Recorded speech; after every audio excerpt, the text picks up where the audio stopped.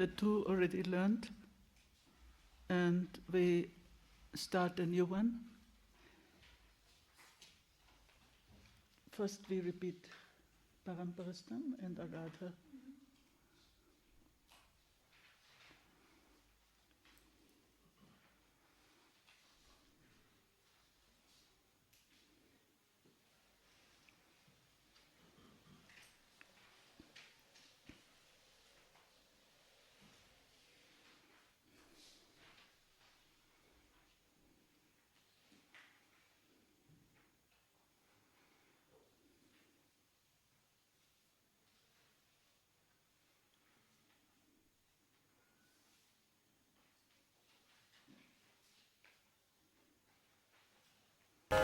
Paramparastham gahanadanadim ekam nivishtam bahudha guhasu sarvalayam sarvacharacharatham Tvameva Shambhuvam Sharanam Prapadye Paramparastham Gahanadanadim Ekam Nivishtam Bahudha Guhasu Sarvalayam Sarvacharacharatham Tvameva Shambhum Sharanam Prapadye. Agadha.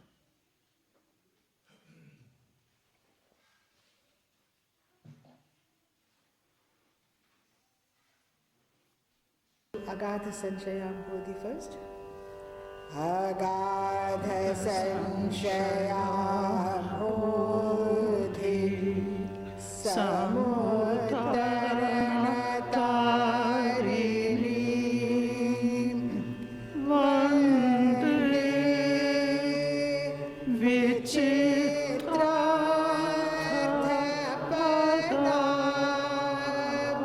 Chitrantam Guru Bharati Agadha Sanshayam Bodhi Samuttaranatarini Vande Vichitrapadam Chitrantam Guru Bharati. Now we add what is first on your list, Namah Shivaya, because we have already spoken about the 5 acts of Shiva. This is from our same author, Kshemaraja, the Mangala Shloka to his Pratibhigya Hridaya, the heart of recognition. Namah Shivaya.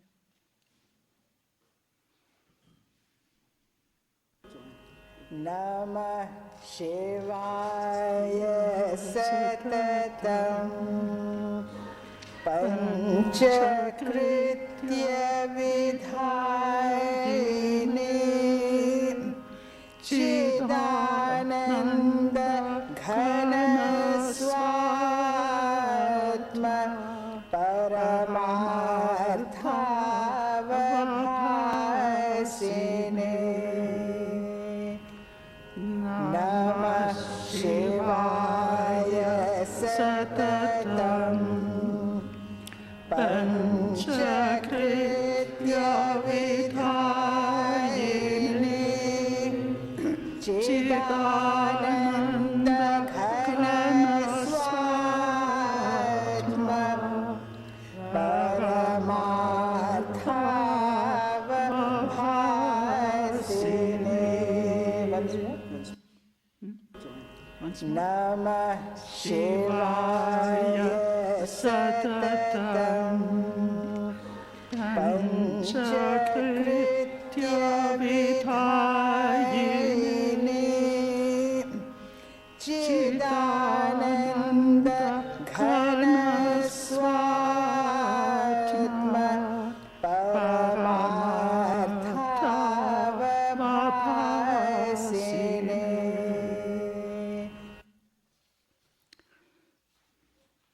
The adoration to Shiva, Namah Shivaya, who constantly brings about the 5 acts or 5 processes, who makes manifest the highest reality, Paramartha, which is at the same time the highest value. Paramartha means both. Which is a mass of consciousness and bliss, Chidananda Ghana. That is his being is full of consciousness and bliss, Chidananda Ghana.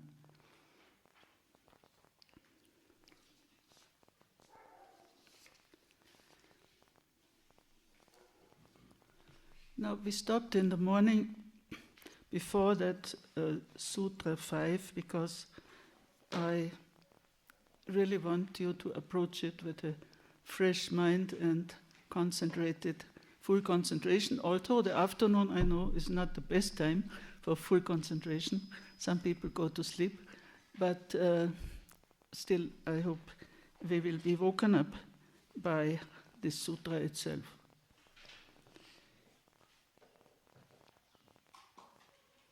And the answer to my own question will be given immediately. The question I raised, I said, if we want immediate nirvana, this Sakrit Nirvana Diksha, we will be dead.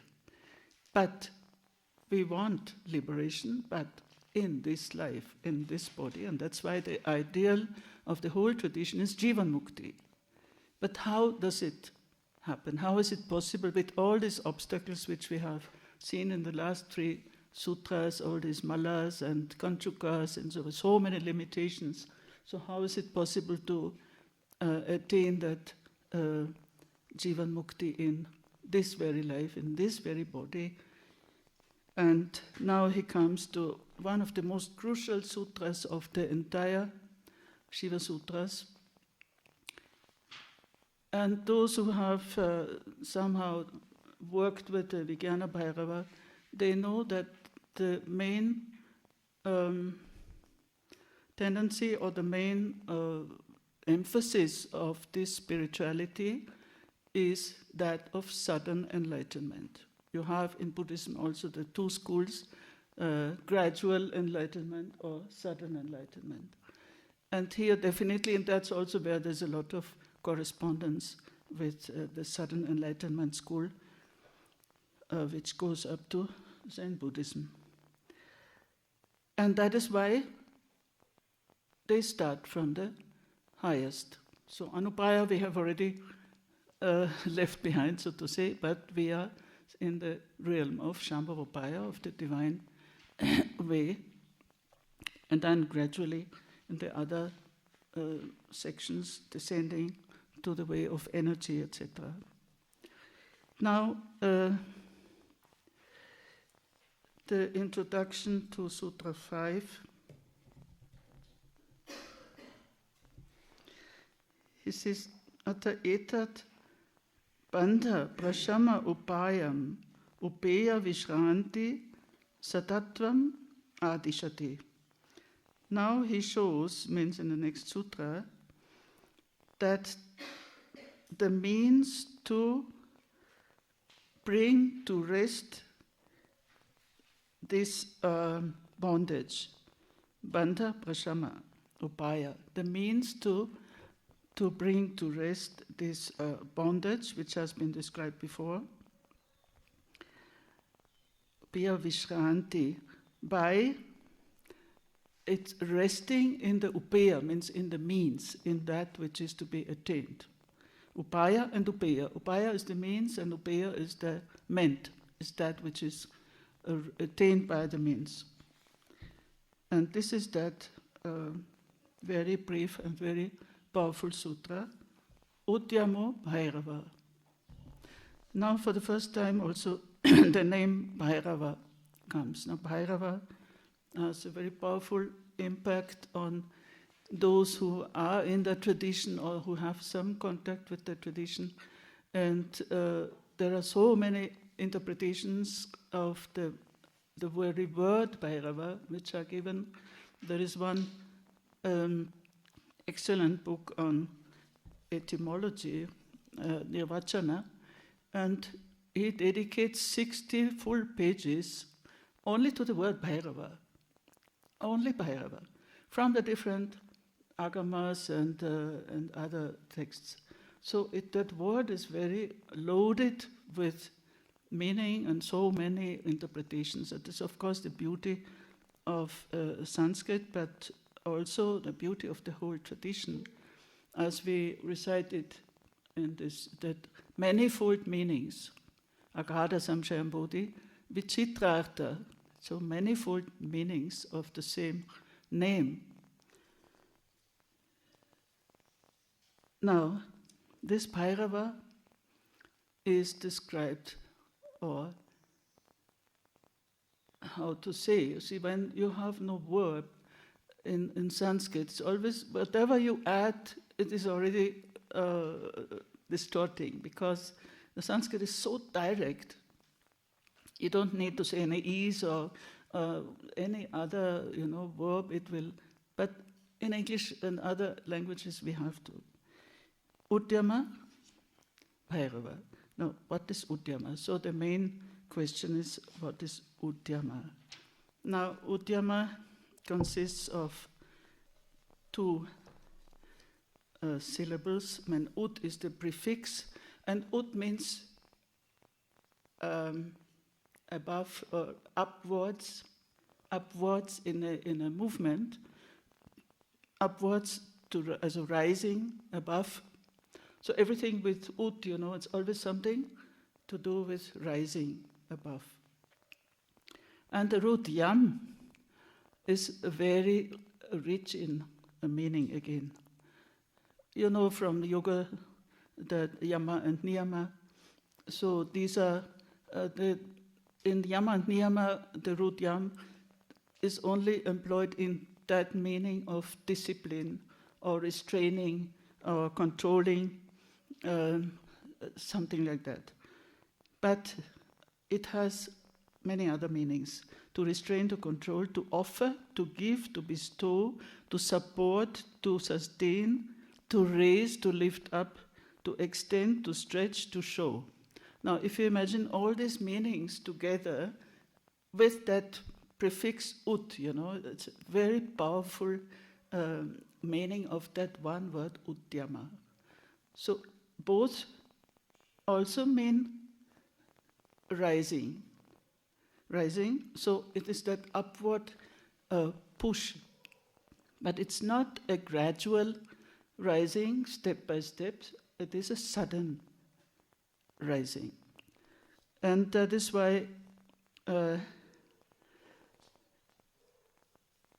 it is a sudden upsurge. Well, one of the translations, which is not bad, is upsurge. Udyama Bhairava. Sudden emergence, efflorescence, that's what he says.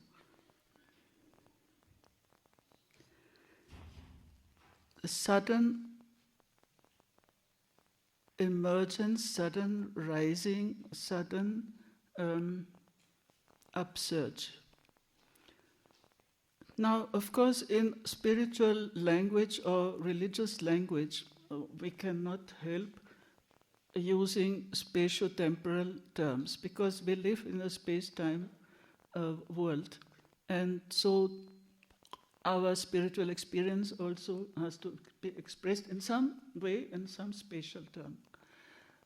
So that's why this uprising, it is symbolic for that divine push, or that rising to that supreme consciousness, that ultimate supreme consciousness, which is in spatial terms, symbolically, something which makes us rise. And Swamiji used to say, you have to be elevated. You have to be elevated. And so this is the limitation of language. But what is all implied in that udyama? It is something sudden upsurge, sudden rise of that consciousness which is described in the first sutra as Chaitanyam Atma. So that sudden enlightenment is the divine. It is, so that is what is the essence of the divine, is that which gives you that sudden upsurge, that sudden enlightenment. So it's not that you describe the Bhairava is this or that or that. No, it is, udyama is first. Udyama is Bhairava. That upsurge is Bhairava. So whenever you experience that uplifting, then that is the divine. You call it Bhairava, you call it with some other name, that is also possible. But in this tradition, it's definitely Bhairava. And now this commentary, we look at it carefully. It's also not long, because sudden enlightenment doesn't take time and does not require too much of elaboration. Only it requires, as he says, avatana, santana, attentiveness, awareness, attentive awareness. So page 30, the commentary. Yo yam prasarat rupaya vimershamaya sambido jagiti uchalanatmaka parapratibha unmajana rupa udyama. So he says, what is udyama? That is udyama, or upsurge, which is an emergence. Those who know Sanskrit can enjoy it more, of course, because there are these two terms, unmajjana and nimajjana. We will encounter the other one also. Unmajjana is emerging, nimajjana is submerging. We will have that nimajjana as one term for meditation. You have to merge, you have to dive. And diving, that will come in one sutra, diving in that great lake of consciousness. So that's another metaphor which comes later for meditation. But here it's not the diving, it's the emerging. Nimajjana. And here, as I said, well, I could write all the words which are used for consciousness, but I don't want to burden those who are not Sanskritists, and those who are Sanskritists, they already know it, because here he uses not Chaitanya, but Sambit. Sambit, as I said, which is the favored term for consciousness in the later, all the commentators, Abhinavagupta, etc. So it is a sudden, chagiti, sudden, immediate emergence of Sambit, of consciousness, which is a vimarshamaya, which is of the nature of awareness, self-awareness, vimarshamaya. And uchalana, it's like, when water is boiling, or when, it is something, uchalana, it's, how does he say, springing up, yeah. The sudden flash of consciousness, sambido, And this is udyama. Sa eva sarva shakti samarasyena ashesha vishva bharitatvat sakala kalpana akulla alanka. I'm sorry, this is so small print. Avala mayatvacha bhairavo. And this udyama, this upsurge, is Bhairava in as far as he Sarva Shakti Samarasyena. Now, Samarasya is a beautiful term in this tradition. You know, rasa, those who have studied a little bit of aesthetics, they know that rasa is not only the essence, but also that experience of that flavor, of that aesthetic flavor, etc. Samarasya is where these flavors are merging together, this union of flavors. And which are these flavors? The two merging together are Shiva and Shakti, Bhairava and his Shakti, Samarasya. So this is that harmonious union, harmonious flowing together of these two essences, which are Shiva and Shakti. So Sarva Shakti Samarasyena, because this Bhairava, he is united, or he is in harmonious union with all the energies. Sarva Shakti, with all energies. Ashesha Vishva Bharitatvat. And because, and now, before we had these Shaktis, they were causing bondage. So what about this? Those Shaktis expressed in language and causing so much of bondage and terrible Kura and Kuratari Shaktis. But now, inasmuch as these Shaktis are fully united, fully in harmony with Bhairava, then they cause the opposite. They cause enlightenment and not bondage. And because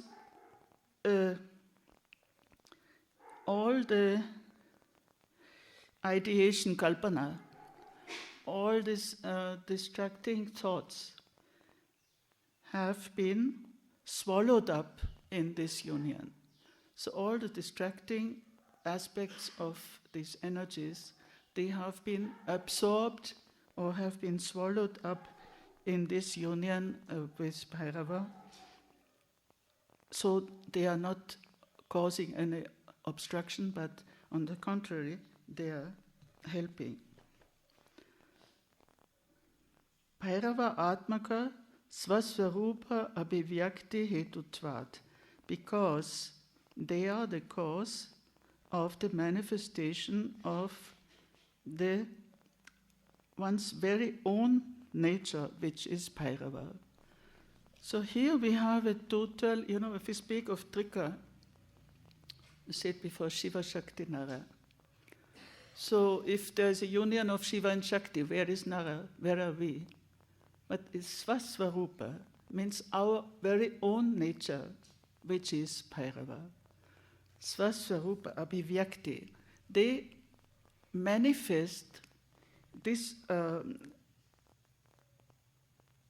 manifest our very own nature, which is divine.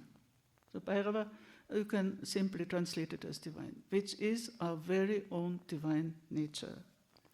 And now comes something, here we have also some contribution to make. It's not something which just lightning falls from heaven and we are enlightened. No, we have also to play our own role. And this is Bhakti Bhajam Anta Mukata Tattva Avadhana Dhananam Jayate.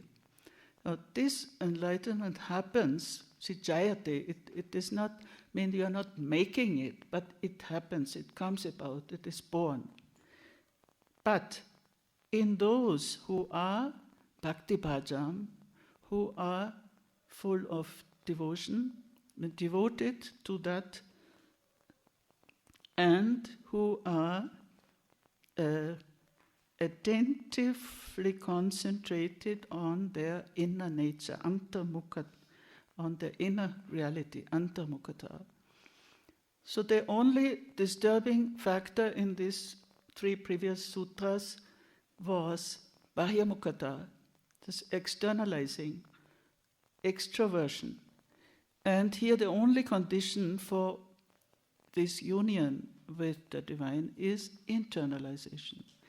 Antarmukhata, avadhana. So there are 2 things which the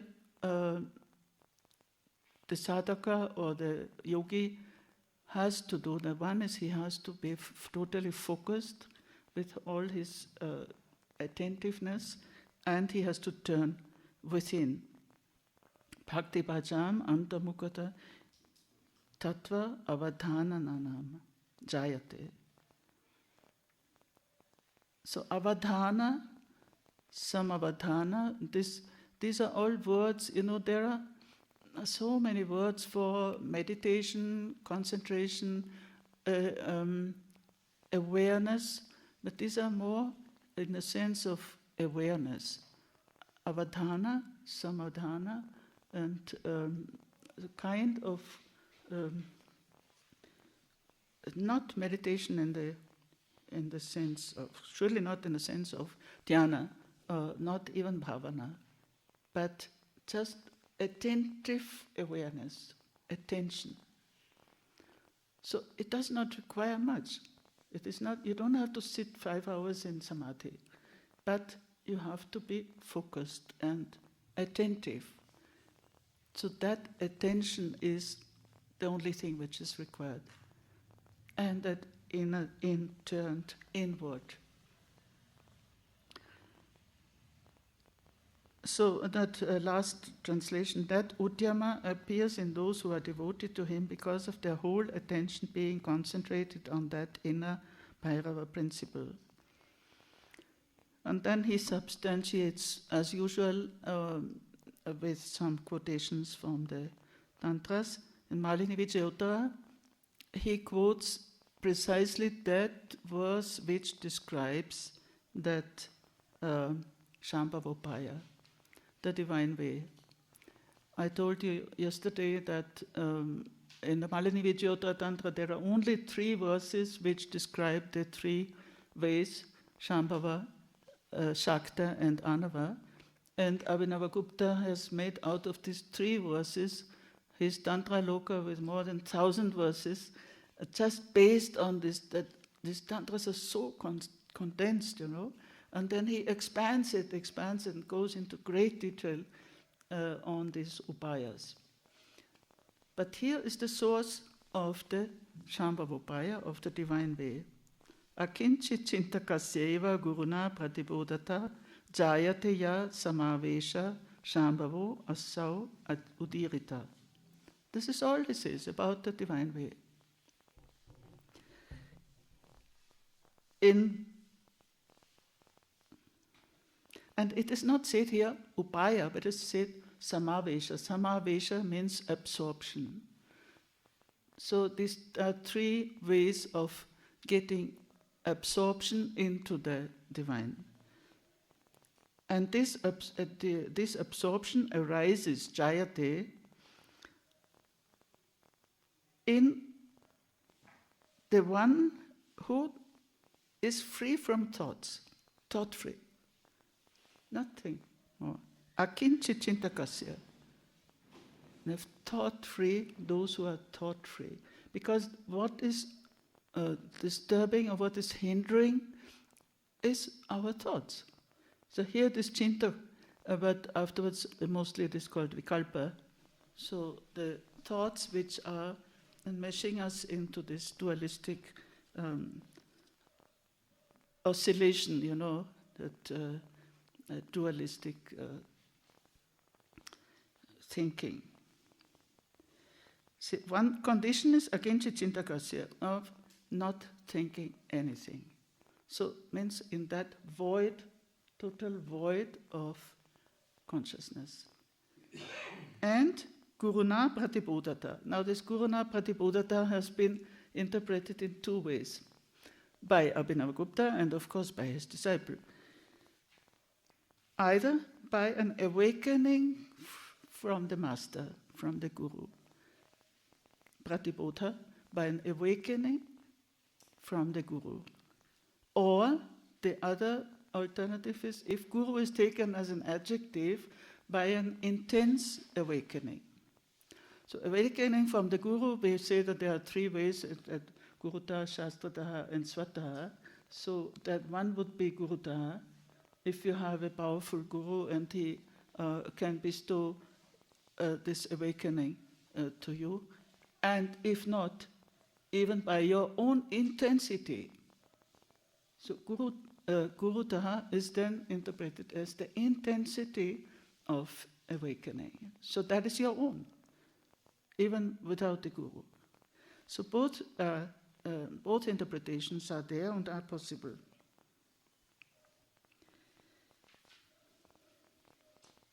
As it says, atra hi guruna pratibodhata iti atra gurutaha swasmat pratibodhata. So both are swasmat or gurutaha, by oneself. Then another quotation from the Swachanda Tantra, Atmano bhairavam rupam bhavayet yastu purusha tasya mantra prasityanti nitya yuktasya sundari. Oh, beautiful one, of course, he always addresses Parvati. Of the man who realizes his Bhairava nature, means his divine nature, by an apprehension of an inner emergent divine nature. Atmano bhairavam rupam bhavayet yastu.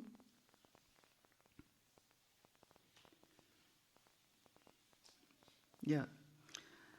And is thus united with the eternal. Well, this translation is sometimes a bit more than what is there.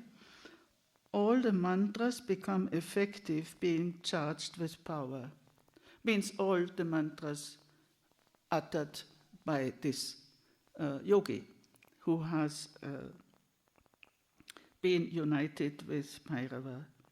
Tasya mantra prasityanti. His mantras are powerful. They become effective. Because obviously it depends, mantras, the power of mantra depends on the one who uses them, who utters them, or who teaches, or who initiates the disciple.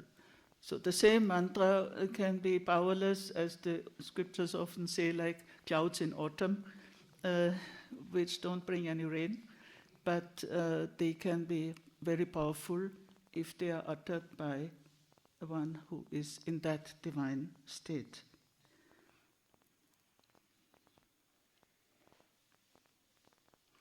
And here, bhavanam hi atra antamukha udyantrita pada vimarshanam eva. See the verb bhavayet. He should meditate. But here he says meditate doesn't mean meditate, but meditate, he stresses on that point of awareness. Only awareness, not even meditation. Because bhavana presupposes a certain sequence, a certain, you start from some imagination and then some image and then you extend it and so on. It's not bhavana. But he says, antamukha udyantrita pada vimarshanaya, by a reflection which is based on that internal, interior, how does it translate it?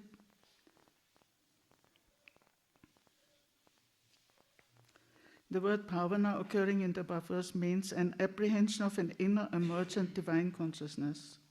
Udyantrita.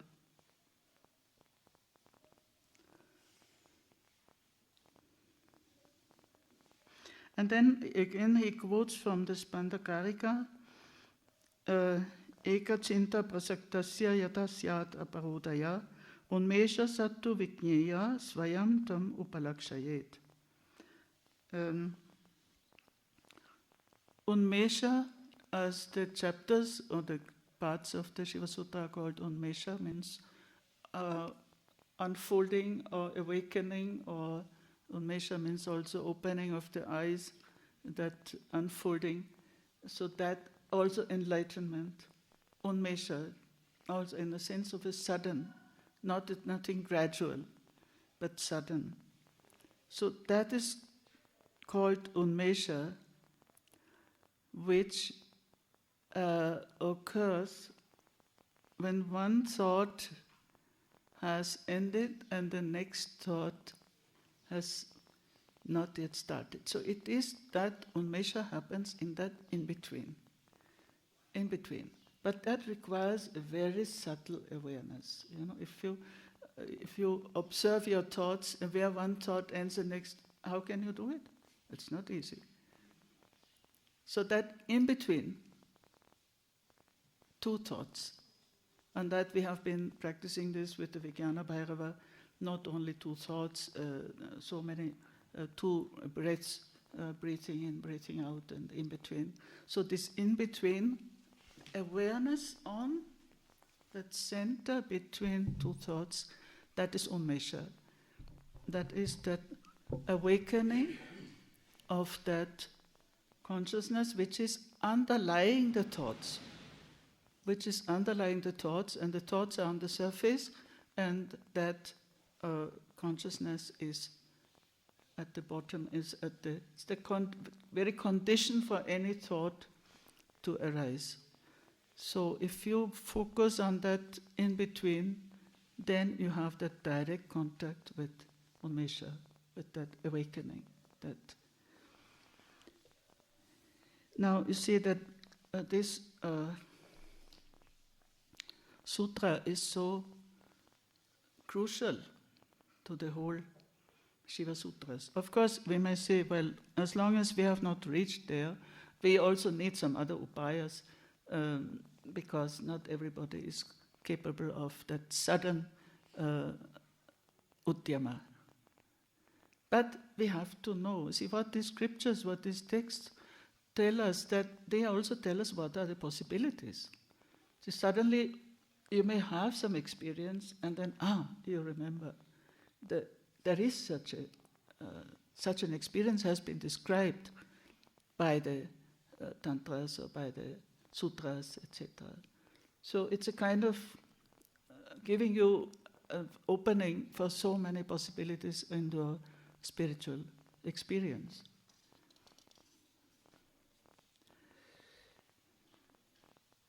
And here it's definitely the emphasis is on suddenness and on that awareness, or that attentive awareness. So no continuous meditation, bhavana, etc. Bhavana presupposes so many things. But only attentiveness. So that is why, whatever practices you do, satipatthana, and any of these, practices, they sharpen they make your consciousness more subtle and more aware, and these are basic. So otherwise, it will not happen just like that, unless you train your mind to be subtle and aware and attentive. Because we are so much attentive to external things, but then this awareness on what is that antamukata, that inner state of that inner awareness. So these are the basic practice in the whole tradition is awareness. Then, as I told you yesterday, the concessions are made. You have also to use some upayas, and you have to do some yoga, and you have to do this and that in order to train yourself to. But then Abhinavagupta compares that with training a horse. That a horse may be very wild, and you train it, and if you train it, then you may even let it loose, but it is well trained even without being held on so he compares this with taming or training a horse. But actually what has to take place is that suddenness and that total awareness of that inner reality, antamukata. Now, the introduction to the next sutra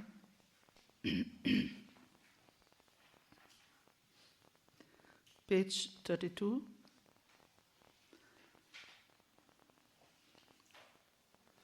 Evam chakite parapratibha unmesha avashtamba upayikam bhairava samapatim ajnana bandha prashama ekahetum pradarshya etat paramasha prakarshat vyutanam api prashanta bheda bhasam bhavati iti aha.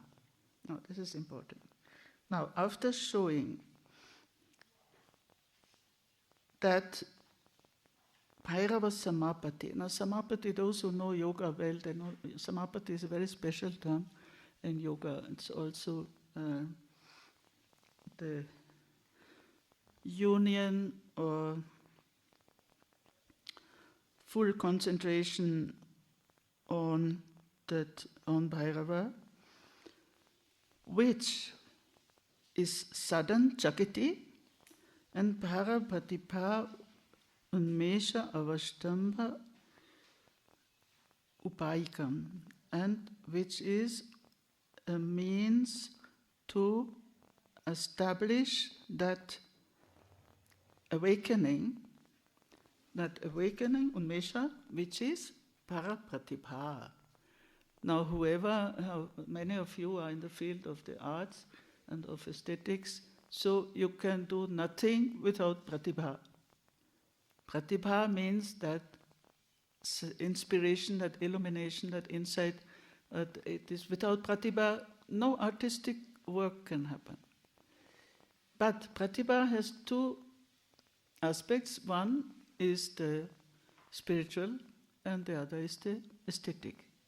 And this is where, especially in Abhinavagupta, because he has joined to the whole tradition, that whole aesthetic dimension, and pratibha is one of those crucial terms linking the two. The spiritual illumination inside, it has all to do with power, shining with light, and the aesthetic inspiration. So a poet without pratibha is not a poet. He has to be inspired, uninspired poetry is no poetry. So pratibha is one of those very, very crucial terms, precisely linking the fields of the spiritual and the aesthetic. And he has not only pratibha, but parapratibha, the supreme inspiration, supreme enlightenment. The highest pratibha, which is the one sure means of putting a stop to bondage that arises on account of spiritual ignorance. This is what continues afterwards.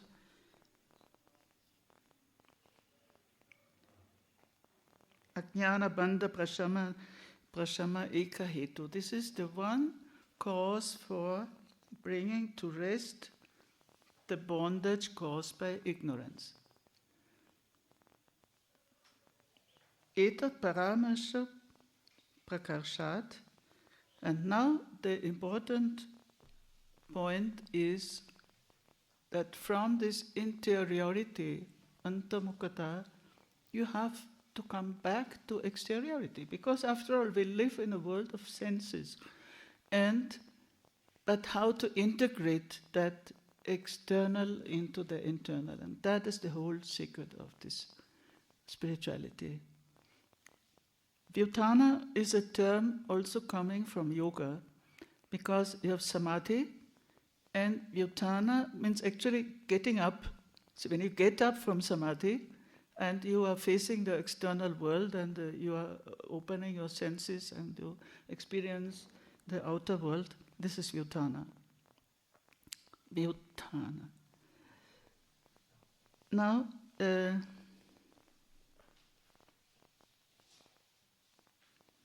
that when this Shiva consciousness is completely established,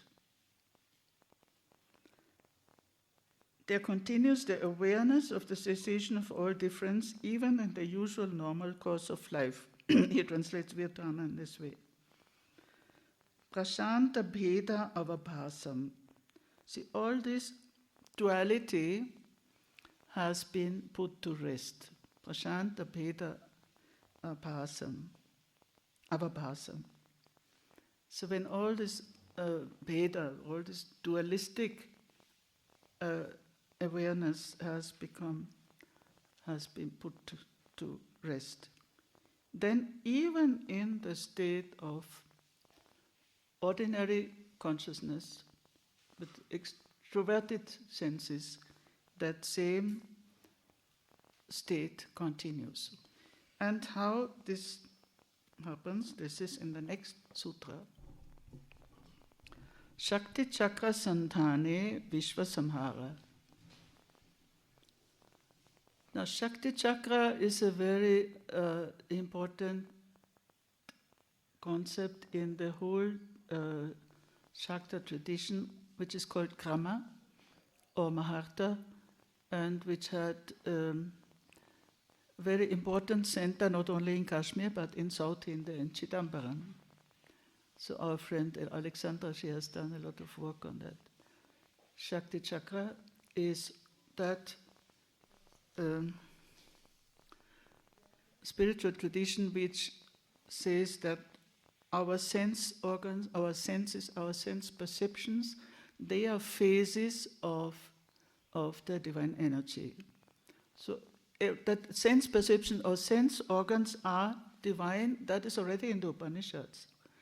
But here it has been developed into a very systematic sadhana by observing the phases of the sense perception and understanding them as divine energies. And they are called the 12 Kalis, so the Dvadasha Kali. But I'm just telling you the background of this Shakti Chakra. And chakra also implies that there is an ordered whole. You see, first of all, chakra is a dynamic thing. And Shakti is always dynamic, but also it has a center, it has spokes, so chakra is something ordered. And at the center of the Shakti Chakra is the Chakreshvara, that's the Lord of this wheel of energies, and that is of course Shiva or Bhairava. Chakreshvara, the Lord of the wheel of energies. So if those energies which have been driving us outward and distracting us from the center, if they are again brought into that ordered whole and concentrated on that hub, on that center of that chakra, then they are divine energies. But here, Shakti Chakra Sandhane Vishva Samhara. The Sandhana, we have seen previously also, means awareness. Again, not a meditation in a sense of you put some object and then you dhyana, bhavana and so on. No. Sandhana only in the sense of awareness. So if you put your awareness on this wheel of energies, Shakti Chakra, then the whole universe gets dissolved. Means the universe of multiplicity. It gets centered, and that multiplicity which has been distracting, it gets dissolved. Now the word samhara has been often, of course, mostly translated by destruction. It's not destruction because samhara means actually to collect together, because samhri, it is the recollection, it is the resorption of those energies which are so multiple, which are so manifold in the whole universe, but they have to be resorbed, brought back into their center by the attentive awareness of the yogi. Yeah. Could a better word be perhaps collapsing of the energies into the center? well, the image is not of collapsing. Samhara means samhre, means to pull together, it's not collapsing, because collapsing would, it is pulling together, reabsorbing that which has been in a confused, distracted state of multiplicity.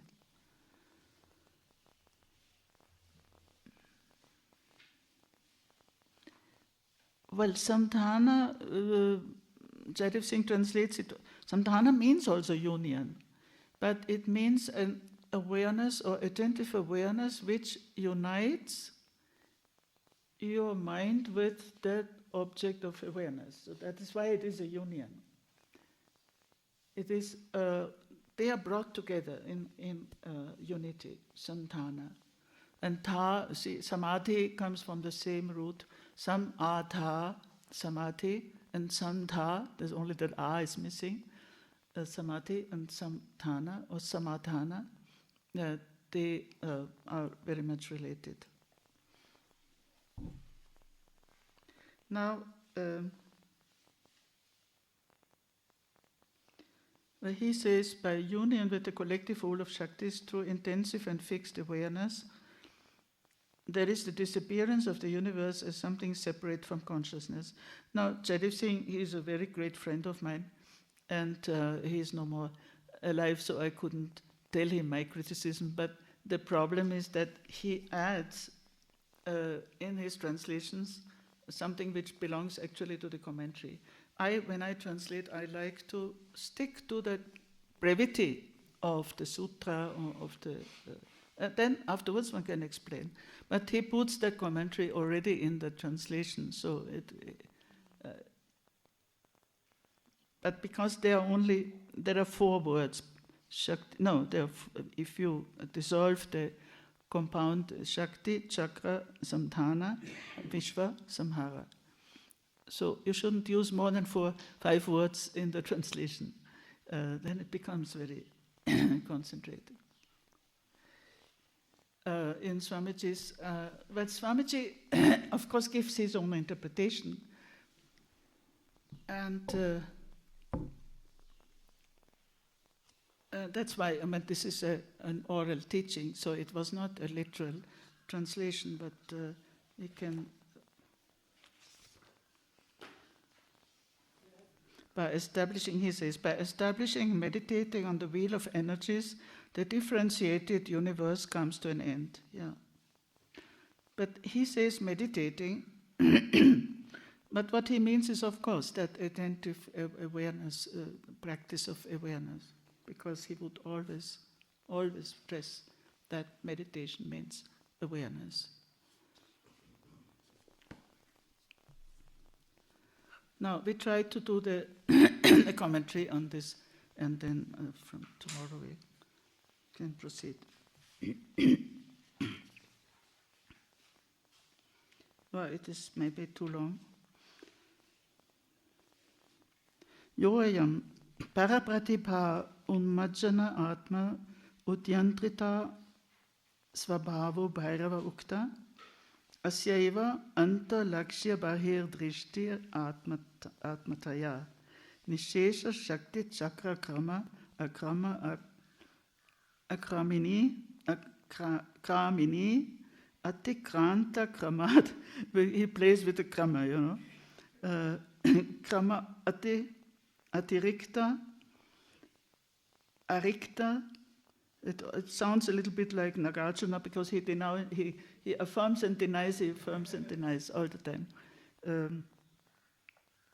Aya atma tayapi abhitiyamana api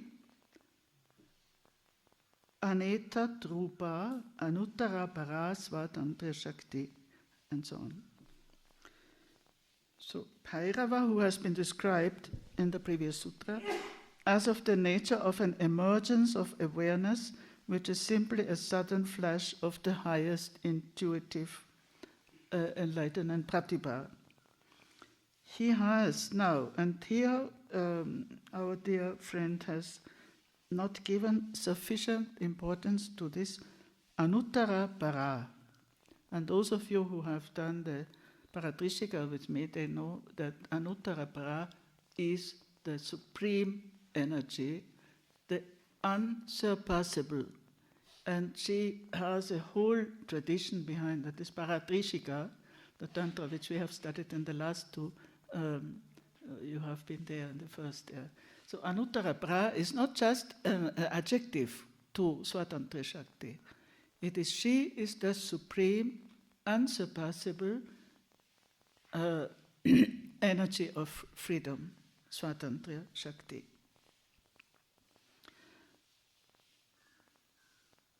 This Shakti,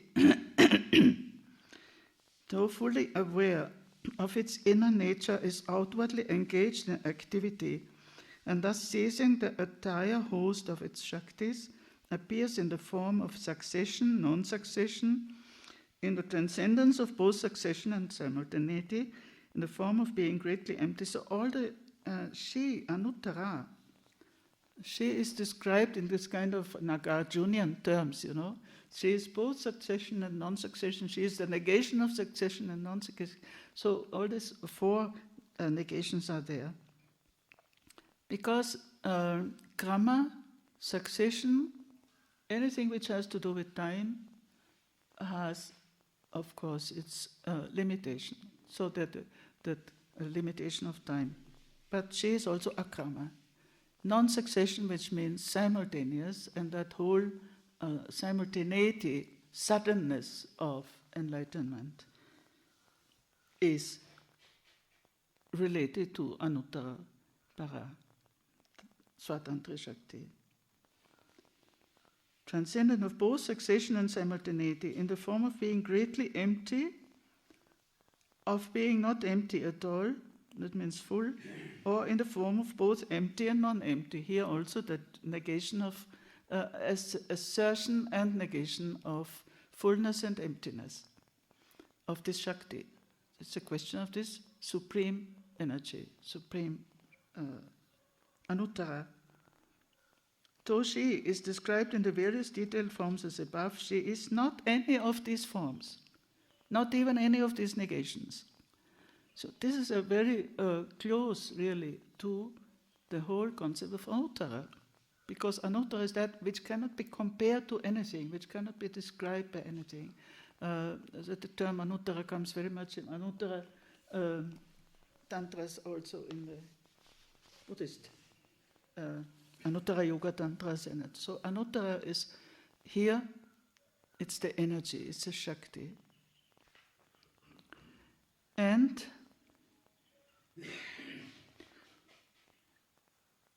see, of all the energies, of all the divine energies, the one energy which we have seen in the very first sutra, which is at the origin of all the others, is the energy of freedom, Swatantra Shakti.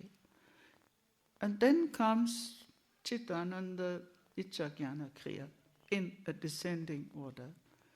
Consciousness, bliss, will, knowledge and activity. But Swatantra, she is that Anuttara who is beyond all these descriptions. It is this Swatantra Shakti that on her own screen, we have been talking of the screen of consciousness before, displays display of manifestation in the form of expansion of the Shakti of emanation, etc., from the earth up to the rest in the highest experience. And Santana, that is awareness of this group of Shaktis which has been made manifest, is established according to the appropriate manner, as described in the esoteric tradition. He says secret Shastra, but it is Rahasya Sampradaya. In the esoteric tradition, then occurs the disappearance of the universe from Kalagni up to the ultimate Kala. Now, Kalagni is the form of Shiva causing the dissolution of the universe, so burns the whole universe to ashes. And Kala we have already talked.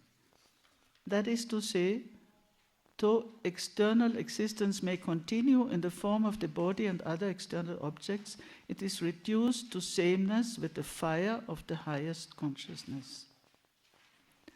Now we have several metaphors because in the morning I told you that consciousness may be very abstract, but there are metaphors. So, and one metaphor we've seen is that completely blank screen on which the whole universe is projected by the energies. Another metaphor is that of the lake. We will come to that in one of the sutras describing meditation. Now, of course, in Kashmir you don't have the ocean, so they don't give the ocean, they give the great lake, Maharada, but they have great lakes there. So these are given. See, landscape also influences the religious imaginary. But another meaning, another metaphor for this consciousness is fire, because it burns all the multiplicity into a unity.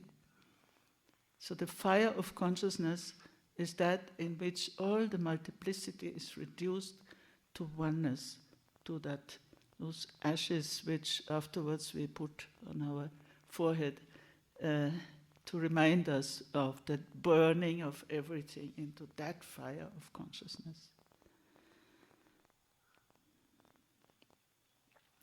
Parasamvit Agni Sadbhavo Bhavati. Parasamvit Agni. See, the fire of the Supreme Consciousness. It's very clear.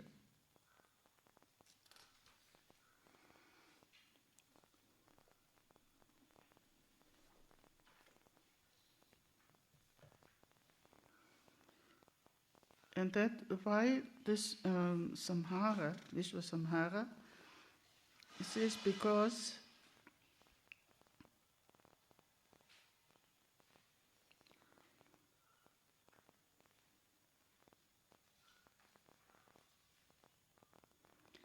in one of those tantras, Bhagashika, it says, then, page 34 in Sanskrit, 35 translation, on the occasion of Vishvasamhara, he, the aspirant, devours everything, whether it is death or time or the multitude of activity, the network of all changes, identification with the knowledge of objects, and the multitude of thought constructs, whether it is a thought construct of identity with the highest or thought construct of varied things. This is extraordinary. See, every thought construct, every vikalpa has to be kavali karoti, has to be devoured. Aikatmya, into oneness. That multiplicity, nana, is being the multiplicity of thoughts, vikalpa, is being devoured by the yogi or by the sadhaka into oneness. And this is devouring is also one of the images, one of the metaphors which occurs frequently in this spirituality, because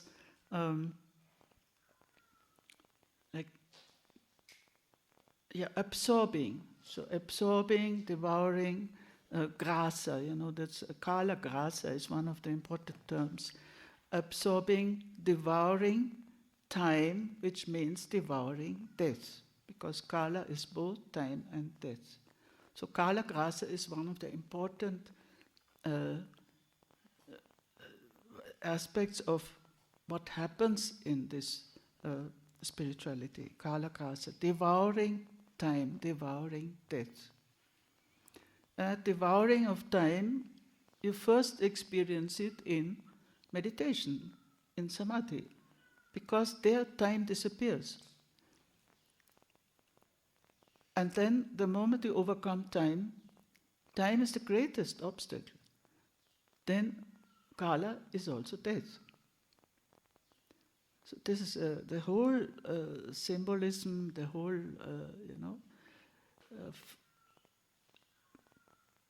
how time and death are connected. That is why Mahakala, we have Mahakala in Buddhism also. So this was in the Bhagashika. Maybe let us just finish this commentary, if you're okay.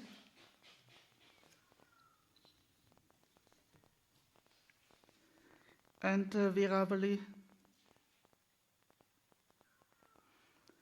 is another tantra which has not come down to us. Observe that divine consciousness present in the body which has the glow like that of Kalagni Rudra, the one who destroys time, and in which all things are dissolved and the multitude of the elements is burned. So the same image is going on of the Tam Chittim. So the dissolution of that multiplicity, it occurs in consciousness. The Chitta is another word for consciousness.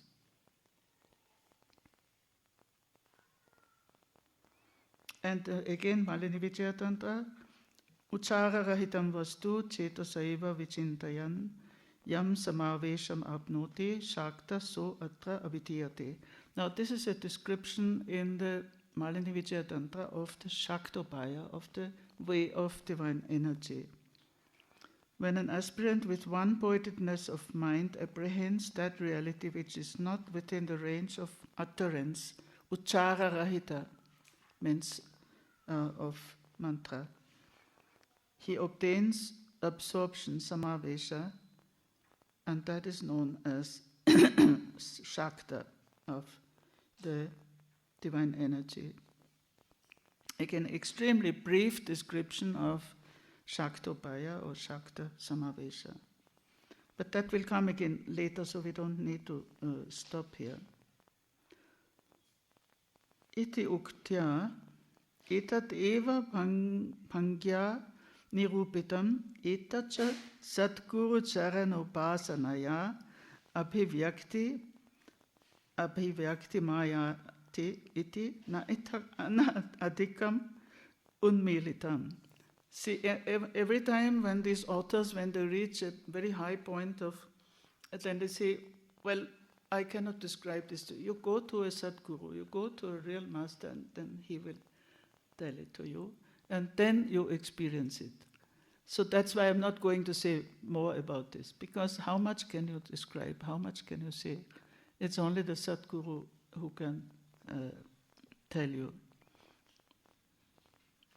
So go to the feet of a true master, Sadguru Charana, and then nothing further has been described. You just go to your guru.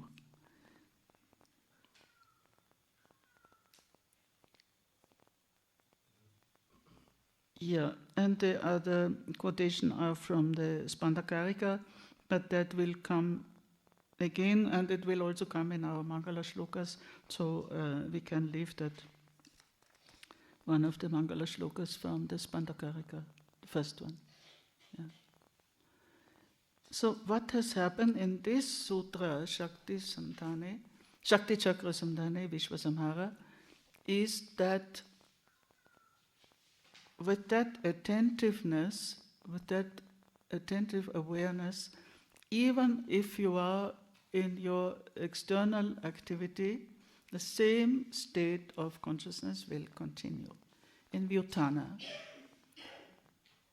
So the first it was in introvertedness, antamukata, and then even when you go into Vyutana, outside, you continue with the same state of awareness. But a requirement is always a santana, awareness. Okay, then we stop here.